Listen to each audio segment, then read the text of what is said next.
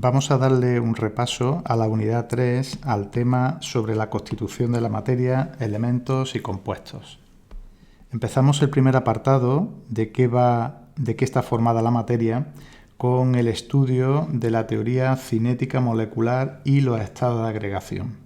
En este primer apartado se establece cuáles son los postulados de esta teoría cinético-molecular, que trata de darle el marco teórico a las leyes de los gases que fueron desarrolladas y establecidas a principios del siglo XIX. Entonces, decía esta teoría cinética molecular que la materia está formada por pequeñas partículas que se encuentran en continuo movimiento. Cuanto mayor sea la energía que tenga el sistema, bien porque se le aporte energía, bien porque calentamos el sistema, las partículas se moverán a mayor velocidad. Esto determina las fuerzas de unión entre las partículas y, por lo tanto, determina el estado de agregación que se encuentre la materia. Aquí puedes observar el estado sólido. Un cubito de hielo está representado, como puedes ver, por un estado ordenado de partículas donde éstas están fuertemente unidas. Eso hace que los sólidos tengan una forma fija. Las partículas apenas pueden moverse, aunque sí pueden sufrir pequeñas vibraciones. Por el contrario, en el estado líquido ya se ha desmoronado esa estructura compacta de partículas que ocurren en el estado sólido como consecuencia de haberle aportado energía, y entonces ya estas partículas sí pueden moverse deslizándose una sobre otra, aunque no llegan a perder el contacto entre ellas. Este movimiento de las partículas permite que los líquidos puedan fluir fácilmente. Y por último, el estado gaseoso, quizás sea el estado más diferente, muestra diferencias más acusadas con los otros dos estados. En este estado gaseoso las partículas sí tienen libertad de movimiento y se mueven en todas direcciones, dando como resultado unas fuerzas de atracción entre ellas prácticamente nulas. Existen choques continuos entre las moléculas entre sí y también choques con las paredes del recipiente donde está contenido. Vimos en su momento las simulaciones del estado gaseoso. Aquí puedes observar un recipiente que contiene moléculas, partículas que se encuentran en movimiento, y el simulador muestra la presión a la que se encuentra el recipiente, en este caso 12,2 atmósferas, y se encuentra a una temperatura de 90 Kelvin, temperatura muy baja que equivale a menos 183 grados Celsius. Puedes observar que estas partículas están continuamente en movimiento y chocan entre ellas y con las paredes del recipiente. Podemos medir a partir del simulador cuántas colisiones ocurren en un tiempo muy pequeñito, 5 picosegundos. Vamos a darle a ver cuántas colisiones. 86. Pues si yo hago el volumen más pequeñito, pues cabe esperar que el número de choques, la presión ha aumentado a 18,5 atmósferas, y cabe esperar ahora que en el mismo periodo de tiempo haya aumentado el número de colisiones con la pared del recipiente. Efectivamente, 122 colisiones. Si yo aumento la energía, si yo le aporto energía al sistema, observa cómo va aumentando la temperatura, consecuencia del incremento de la energía térmica, en este caso, al sistema. Observa que la presión ha aumentado y la temperatura también se ha incrementado. Si la teoría cinética molecular era correcta, esos postulados eran correctos, tenía que explicar pues, una serie de fenómenos que le ocurre a la materia y el libro nos propone lo siguiente. Primero, la dilatación. Este fenómeno, la dilatación, tiene que ser explicada por esos postulados de la teoría cinética molecular. Y aquí os describe cómo se explica ese fenómeno.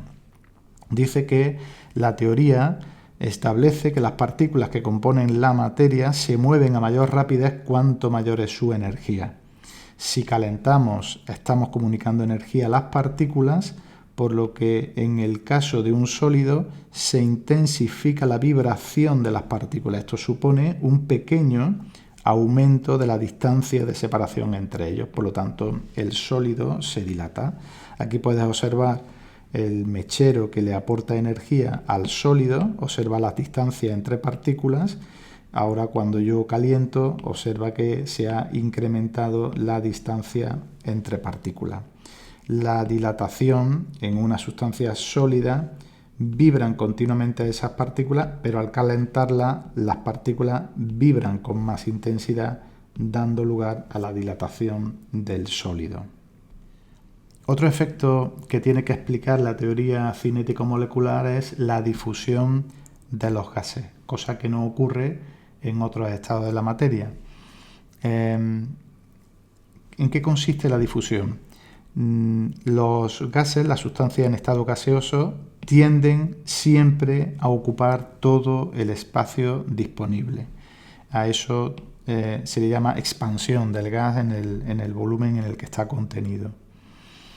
Eso ocurre, la difusión, porque las partículas se mueven con total libertad en línea recta y en todas las direcciones.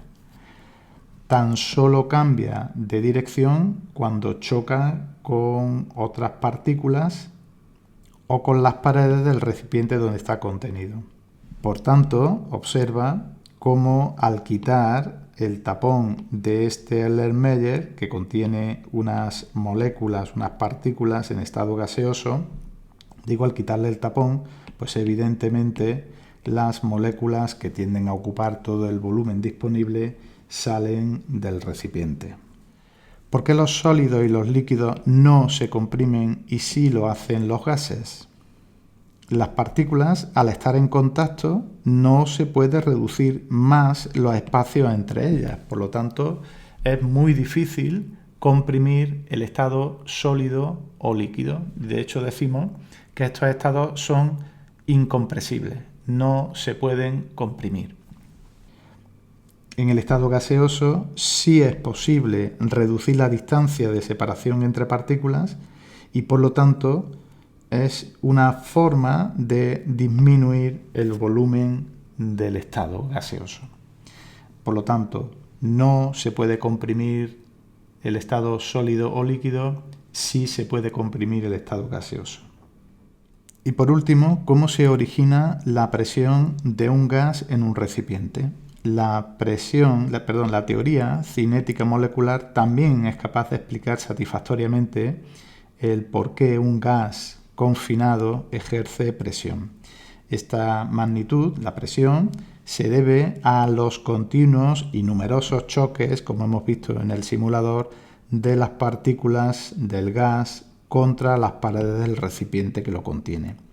Por tanto, cuanto mayor sea el número de choques entre las partículas o cuanto mayor cantidad de gas contenga el recipiente, mayor será la presión en este recipiente. En la imagen puedes observar una tubería por la que circula pues, un fluido, no sabemos si un gas o un líquido, y un aparato que mide la presión de esta materia que está conducida por esa tubería. Hasta ahora venimos diciendo que cualquier porción de la materia está formada por partículas, pero desde hace más de 2000 años los filósofos griegos ya apuntaban a la idea de que cualquier porción de materia estaba formado por átomos, pero era una propuesta inicial en la que no estaba basada en hechos experimentales. La primera respuesta con carácter científico se debe a John Dalton. Fue el autor de la primera teoría atómica de la materia. Según esta, la materia estaba formada por átomos microscópicos, siendo estas partículas indivisibles. Y como resultado de la combinación entre distintos átomos, darían lugar a todas las sustancias químicas que forman el universo. Esta teoría atómica de Dalton era muy simple, sin embargo, tenía muchos errores. Como consecuencia de muchas investigaciones a lo largo del tiempo, hoy día se está establecido un modelo atómico diferente al propuesto por Dalton. En esta parte del libro podéis encontrar cuáles son las características de las partículas subatómicas y la situación de estas en el interior del átomo. Aquí podemos comprobar que las partículas subatómicas son tres: electrón, protón y neutrón. Es necesario que sepas situar a estas partículas en el interior del átomo. En el núcleo, la parte central, se localiza prácticamente toda la materia del átomo, y ahí están los protones y los neutrones. Los protones tienen una masa mucho mayor que el electrón, el cual se sitúa en la corteza del átomo. Digo que en el núcleo se encuentran los protones y los neutrones. Ambos tienen una masa muy parecida, ligeramente superior al neutrón. Una diferencia importante entre ambas partículas es que el protón sí tiene carga eléctrica, mientras que el neutrón no la tiene. Electrón y protón tienen la misma cantidad de carga, salvo que el protón la tiene positiva y el electrón tiene carga negativa. Es importante también que entiendas que los átomos pueden ser o no eléctricamente neutros. Tendremos un átomo neutro cuando tengamos el mismo número de cargas positivas que negativas, es decir, cuando coincida el número de protones y el de electrones. Podría darse el caso, y así existe en química, que un átomo pierda o gane electrones. En ese caso ya no tendremos un átomo neutro, pero eso lo veremos más adelante. Estás viendo la tabla periódica de los elementos químicos. Ahí están todos los tipos de átomos que forman la materia ordinaria presente en el universo. Ya estudiarás más adelante el criterio que se sigue para esta clasificación, aunque ya te lo adelanto, es el número creciente de protones. Esto significa que el elemento más simple de todos es el hidrógeno, situado, como ves, a la izquierda de la tabla periódica. Es el primero porque tiene un solo protón. Todos los átomos de hidrógeno tienen un protón. A continuación está el helio, aquí situado a la derecha, con 2 protones en su núcleo. Y así sucesivamente hasta el último que se ha incorporado recientemente, que es el oganesón, con número atómico 118, es decir, que tiene 118 protones en su núcleo. Cada elemento tiene un poder de combinación diferente. Los hay que no se combinan y otros que se unen a la mayoría de los elementos químicos. Por ejemplo, el hidrógeno y el oxígeno tienen, digamos, un alto poder de formar combinaciones químicas con otros elementos. Vamos a ver, a continuación, algunas de esas combinaciones. La primera pregunta que nos podríamos hacer es si todos los átomos de un mismo elemento químico son exactamente iguales. La respuesta errónea que dio Dalton fue que sí, pero hoy sabemos que no es así. En concreto, el hidrógeno tiene tres formas diferentes, aquí los tiene, aunque una de ellas es la mayoritaria. Si observas atentamente en los núcleos de los tres átomos de hidrógeno, observarás que la diferencia está en el número de neutrones. En este hidrógeno, que es el mayoritario, no hay neutrones.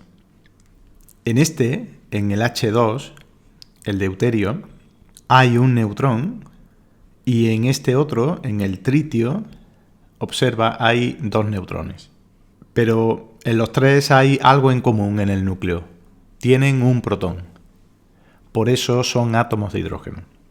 El hidrógeno tiende a estar siempre combinado en la naturaleza. Ya te he dicho que está presente en millones de sustancias químicas.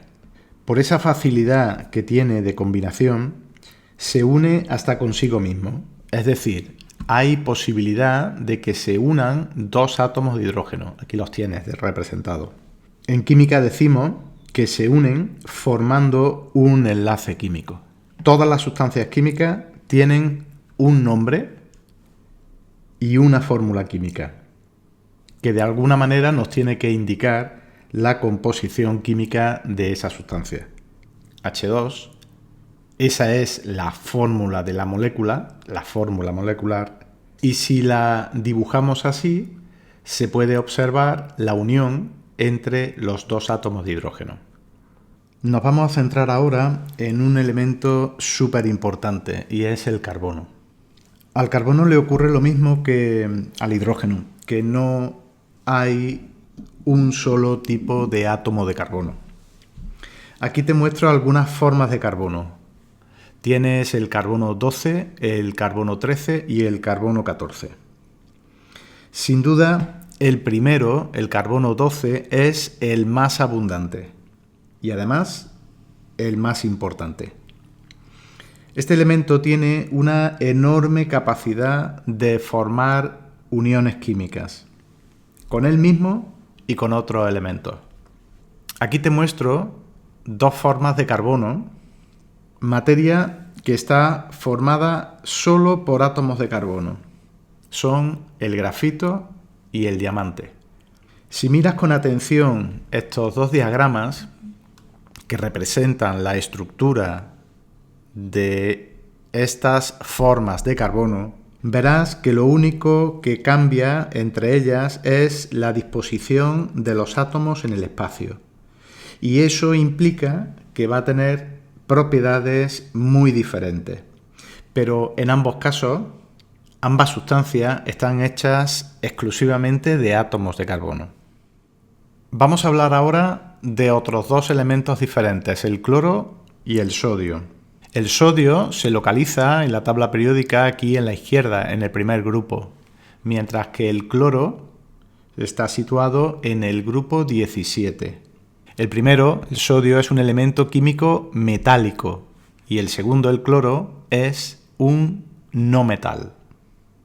En química decimos que en general los metales tienden a unirse a no metales.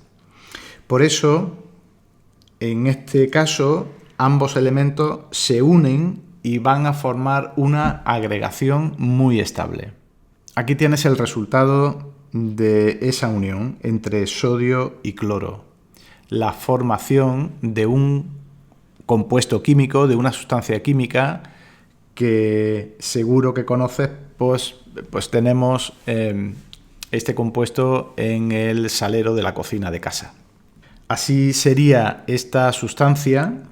Observa la estructura microscópica de esa sal.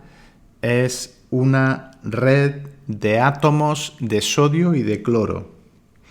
A este compuesto, a esta red de átomos, se le llama una red cristalina o cristal.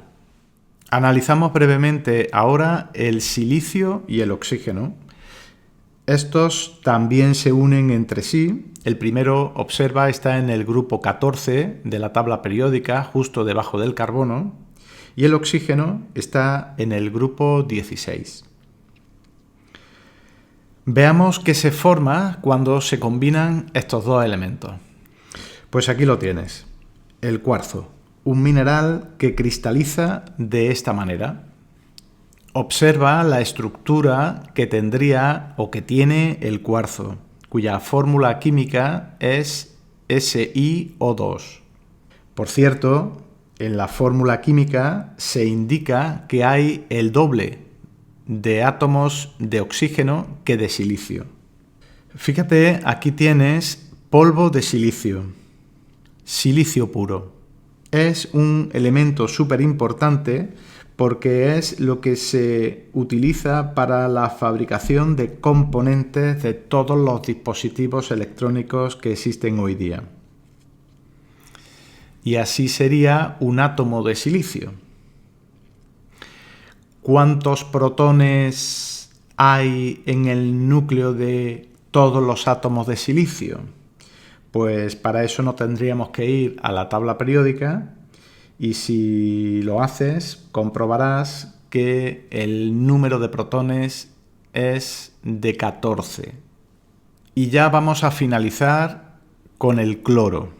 Ya te he dicho que como es un no metal, siempre se va a unir fácilmente a los elementos metálicos, pero también se une consigo mismo. Es decir, la combinación entre dos átomos de cloro es muy estable, formándose una sustancia química llamada dicloro. Esta que ves aquí sería la molécula y la fórmula de la molécula, la fórmula molecular.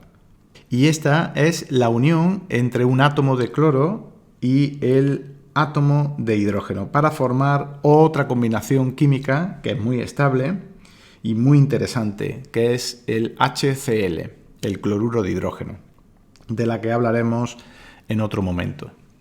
Por tanto, y a modo de resumen, ¿cómo se combinan los átomos?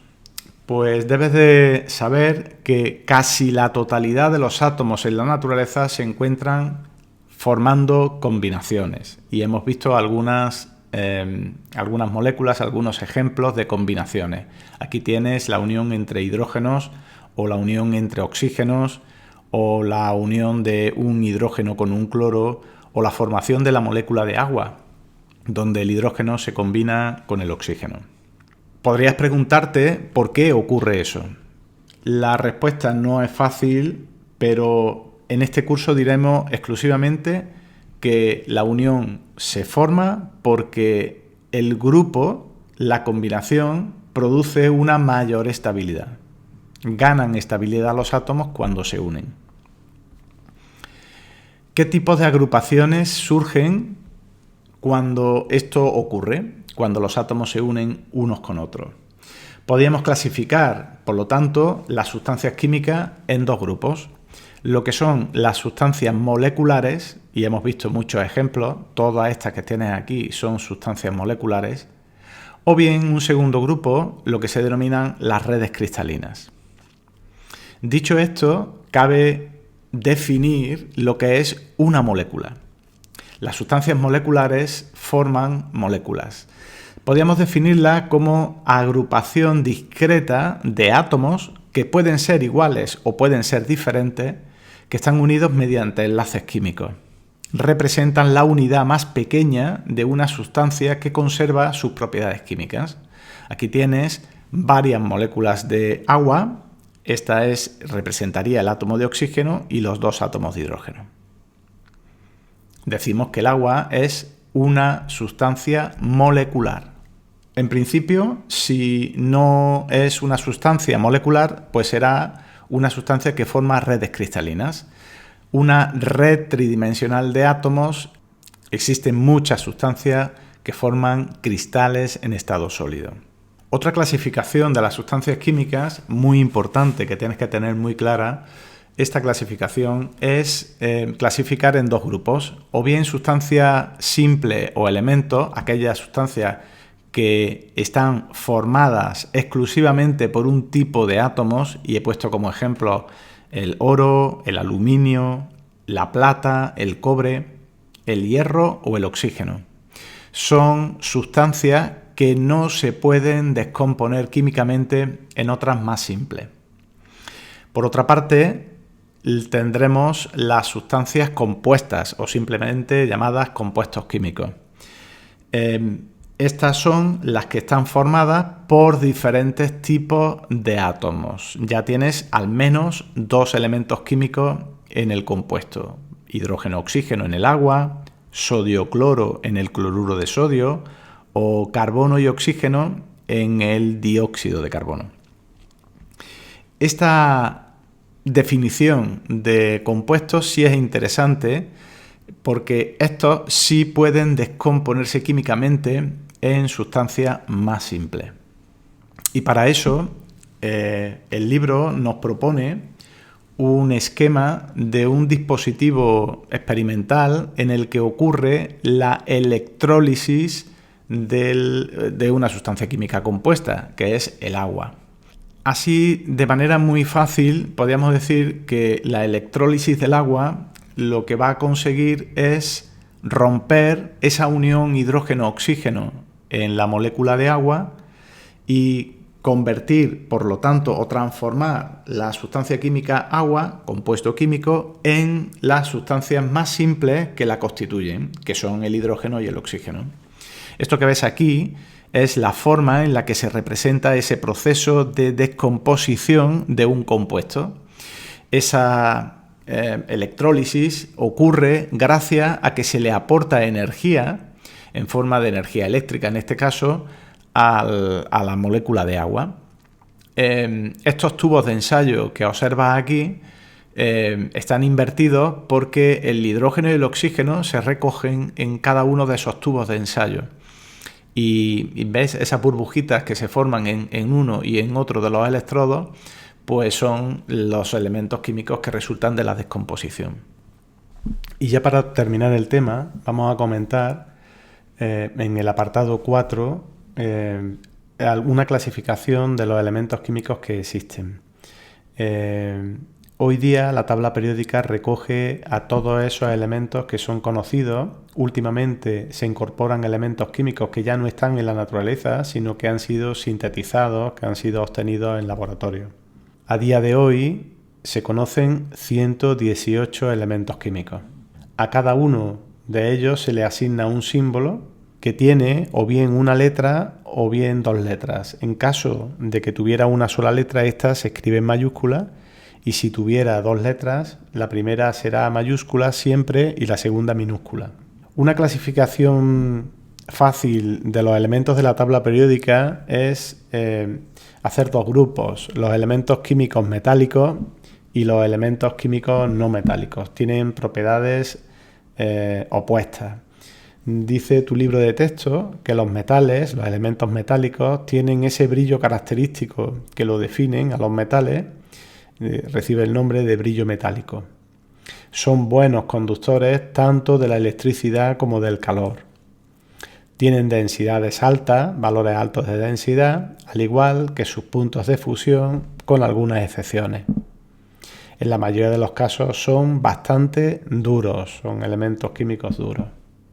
Y ya lo hemos comentado, los metales se combinan con no metales.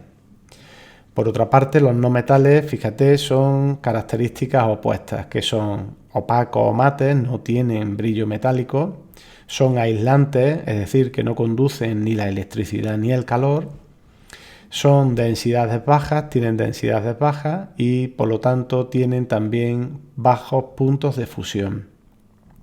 Si aquellos eran duros, los metales, estos son blandos y se combinan tanto con los metales como con los no metales.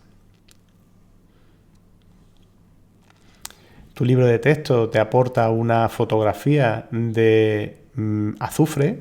El azufre es un sólido a temperatura ambiente que no tiene brillo, obsérvalo en la imagen. Es un buen aislante térmico y eléctrico, bajo punto de fusión y se combina tanto con los metales como con otros no metales. Aquí tienes una imagen del cobre característico su brillo metálico, es dúctil porque forma hilos, se pueden formar hilos, es un buen conductor de la electricidad y de hecho sabes que se utiliza, ¿no?, para hacer los cables por los que va la corriente eléctrica, tiene una alta densidad y un elevado punto de fusión. En el último apartado, cómo es la tabla periódica de los elementos, lo que tienes que conocer es que en la tabla periódica, aquí tienes una que te puede servir de referencia, se organizan los elementos en familias o en columnas o en grupos, que así se llaman, y hay hasta 18 grupos distintos, por lo tanto 18 familias de elementos químicos distintos. Por ejemplo, el litio, sodio, potasio, rubidio, cesio y francio. El hidrógeno lo voy a dejar fuera porque no es tan parecido al resto de elementos que te acabo de citar. Son o se denominan metales alcalinos, ¿vale? Los no metales se sitúan aquí en la zona de la derecha, desde el carbono, que empieza en el grupo 14, hacia adelante, hacia la derecha, nitrógeno, fósforo, oxígeno, azufre, selenio, el flúor, cloro, bromo y yodo, y los gases nobles que ocupan el grupo 18. Luego, observa, tienes aquí una franja de elementos con características intermedias entre el carácter metálico y el no metálico. A estos elementos se les denominan semimetales o metaloides. Como es una cuadrícula, la tabla periódica es una especie de cuadrícula, también deberíamos de hablar de los elementos que se sitúan en la misma fila.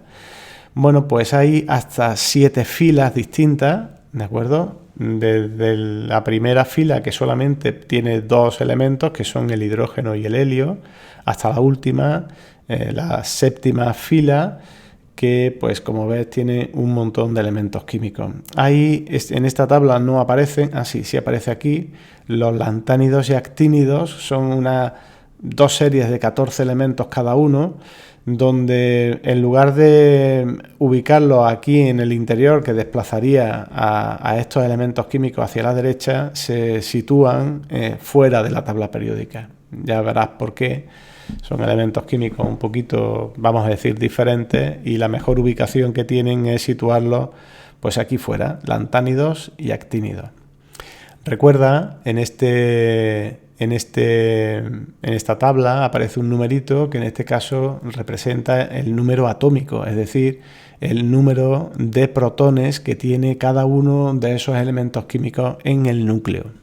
Por tanto, y a modo de resumen, 18 grupos o familias de elementos químicos que tienen propiedades químicas similares, se comportan químicamente de una manera parecida, pertenecen a la misma familia, y luego las filas, o también llamados periodos, que tienen longitudes distintas. La primera fila o primer periodo solamente hay 2 elementos químicos, hasta la séptimo periodo, donde hay hasta 32 elementos químicos.